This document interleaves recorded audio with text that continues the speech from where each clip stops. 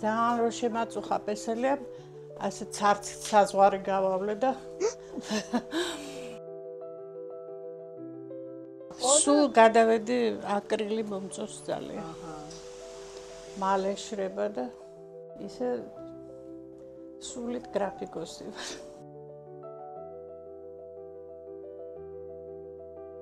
ყოველდღე ხატავთ? ყოველდღე ხატავ. ეს არის გადარჩენის ერთადერთი საშუალება და ჯანმრთელობის სხვათა შორის. როცა ხატავ, არაფერი არ მტკივა. ეს ჩემი ავტოპორტრეტია. ნიჟარებით ვაკეთებ ხოლმე.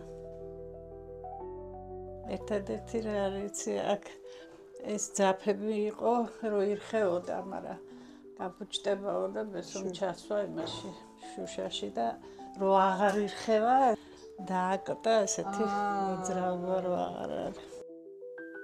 ეს არის ახალგაზრდობაში გაკეთებული და ეს არის სიბერეში.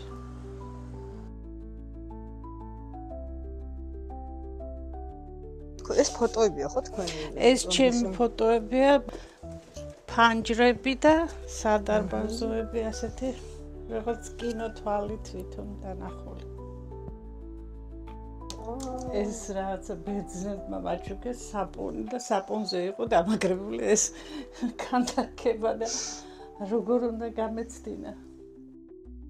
ხატვით დავიწყე ჩემი ემოციების გამოხატვა, როცა წავიკითხავდი რამე საინტერესოს და მე მუსიკალურ სასწავლებელში ვსწავლობდი და დაახლოებით მესამე კურსზე გადავწყვიტე, რომ ისეთი რამე უნდა ავირჩიო პროფესიად, როცა თვითონ ქმნი და არასხვის შექმნილს ასრულებ და უკრავ.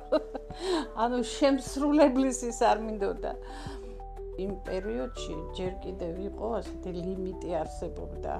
აფხაზეთი, ოსეთი და აჭარა. და მამაჩემს აჩუქეს ასეთი ლიმიტი დამსახურებებისთვის და აი ამ ლიმიტით მე შევძელი და ხალხი 5 წელი აბარებდა და მე პირველივე წელიწადს ჩავაბარე.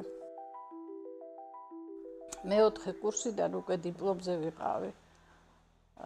გაიხსნა კინოს და ტელევიზიის მხატვრობა, ასეთი განყოფილება და იმას გადავედი.